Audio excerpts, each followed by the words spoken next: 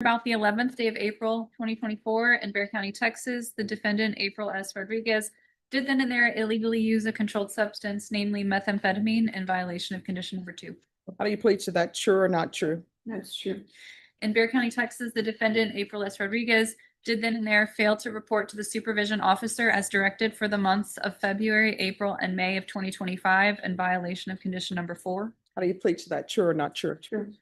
And on or about the 10th day of October 2024 in Bexar County, Texas, the defendant, April S. Rodriguez, did then and there fail to submit to drug testing as directed by the supervision officer in violation of condition number 27. How do you plead to that? True or not true? We'll waive the rest, Your Honor. Any objections to the waivers?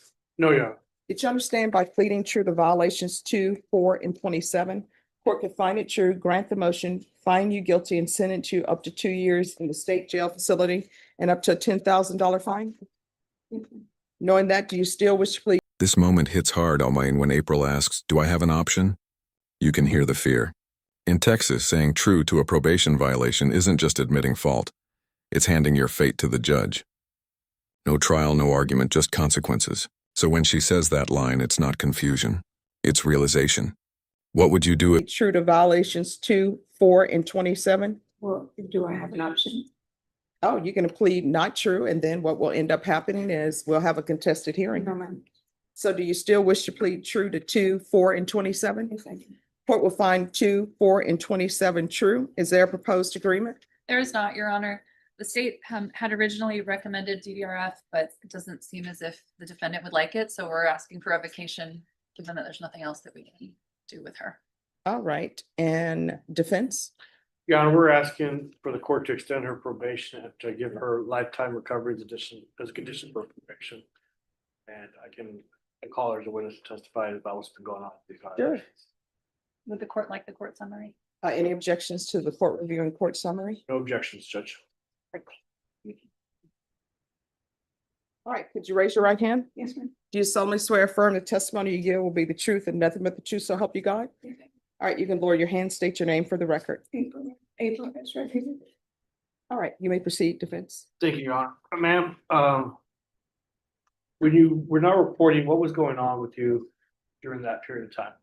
I was physically sick. I didn't know what I was sick of, but throughout the times that I didn't report, either the day before, the day of, or the day after, if you would allow me to, I don't know, somehow get my medical records, you will see that I've been in either an urgent care or an emergency room here in San Antonio, trying to figure out what was wrong with me. I didn't know what it was. I recently got my gallbladder removed, and I know that my pancreas isn't working at the time. Like, I have serious stomach issues.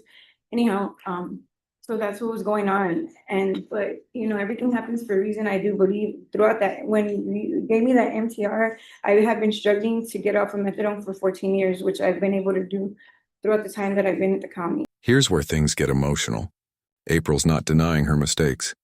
She's laying out her struggles, medical problems, recovery, and trying to stay afloat. She's pleading for understanding, not pity. But this moment raises a bigger question. How much compassion does the justice system owe someone battling addiction and illness? Should this be punishment or a chance to rebuild? Yeah, I mean, I don't know if it makes a difference, but I've been working just to keep my mind occupied. I just would like for you to be aware of the fact that even though I wasn't doing good, I was still reporting to the best of my ability. I would like for you to give me an opportunity to finish the rest of my term, if that's an option. And Okay, ma'am. So what was the medical condition you were diagnosed with? I had my gallbladder was removed. I don't know the proper terminology, but at the time my pancreas isn't working. I still have issues. Okay, and what did you do on probation? You did some things on probation, right? Yes, I did. I did my parenting, I did my domestic violence, and I recall you telling me that if I did my parenting, I didn't have to do my community service. I did my psych eval with the Center for Healthcare Services. I don't have the date in memory, but I believe that the only thing I had left, I don't know if drug court was mandated, because throughout that time I picked up a CPS case, which my kids are currently under the custody of CPS. Mhm. So whenever I asked my caseworker for drug court, he said it wasn't on the table. So anyhow, I did my parenting, I did my domestic violence, and I did my psych eval. I did two of them actually, one with CPS and one with Center for Healthcare Services. And do you have any prospective job employments or sources of income, or how are you gonna support yourself if you are returned back to probation? Well, I'll get a job. I don't have a warrant anymore. I have an ID. You know, that's something that I've been wanting to do for the longest time, but haven't been able to simply because at first I had a drug problem. Second, I had a warrant, but that's not the case anymore. Last one, Judge. Just a few questions, Your Honor. Ms. Rodriguez, when did you realize you had this gallbladder issue that you needed to have it removed? Well, at first, I really don't recall the date, but I didn't know what it was. I just know that I was really sick and they couldn't find out what was wrong with me until I had like a serious episode and they like removed it the next day. So that was like within those 3 months that I didn't report. And I did, however, keep in touch with my PO through emails and phone calls, but I didn't go in person. So the MTR alleges that you didn't report in November and December of 2024, February, April, May of 2025. Like it was more than 3 months that you didn't report.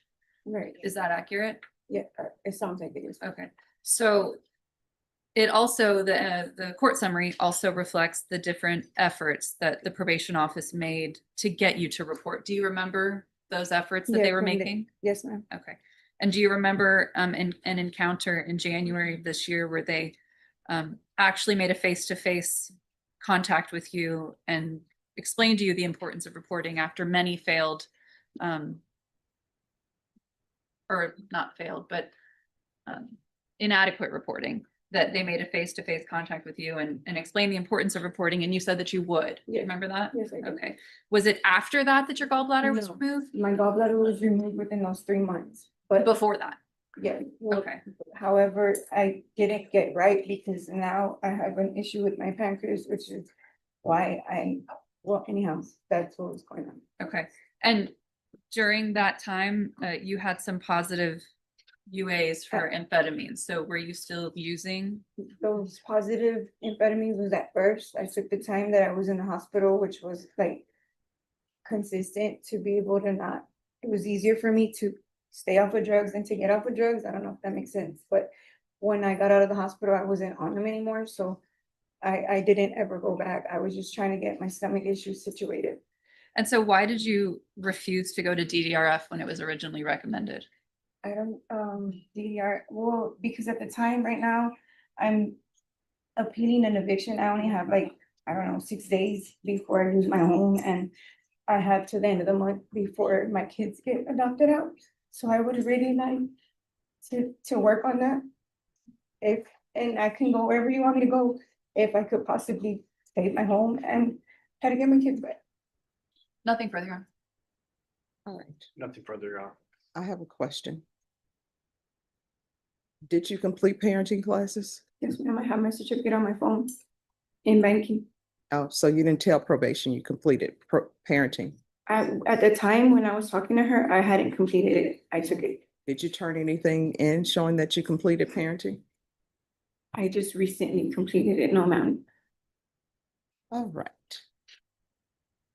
And then there's the positive UAs in March, April, and May. I just don't think you're a good candidate for probation. You know, I go by what's before me, and you've been on probation since 2024. And you haven't done anything. Probation, what is the recommendation? The recommendation on the court summary is for her to keep the diet.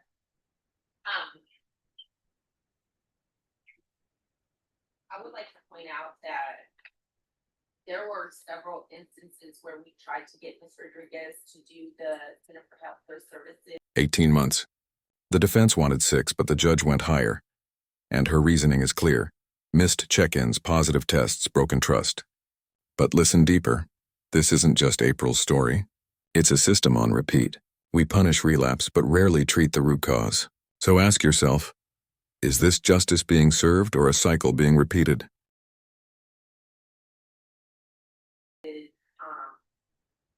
Appointments, and 3 separate times there was failure to report to those for the mental health evaluation. Okay. All right. So Ms. Rodriguez, here's the thing.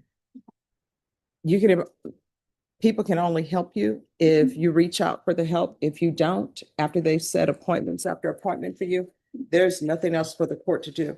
The court is finding 2, 4, and 27 true. The court is going to grant the motion, find you guilty, and revoke. State, what are you requesting for time? Your Honor, would ask for 18 months. Defense, what are you requesting? We'd have for the minimum, Your Honor, 6 months. All right, the court will sentence you to 18 months in the state jail felony. The court will give you credit for any time served. There's to be no unsupervised contact with minors and no residing in household with minors. And the court will request the therapeutic community. Did you review the document entitled Trial Court Certification of Defendant's Rights to Appeal with your attorney? Did you understand it and sign it? All right, you have a limited right to appeal. That right to appeal is as it relates to the allegations in the motion, not the fact that you're on deferred adjudication. Because this is a felony conviction, you're not allowed to own or possess any weapons or ammunition. If you have a question over what that is, you need to speak to an attorney. And I'm so sorry. There's also to be no contact with Walmart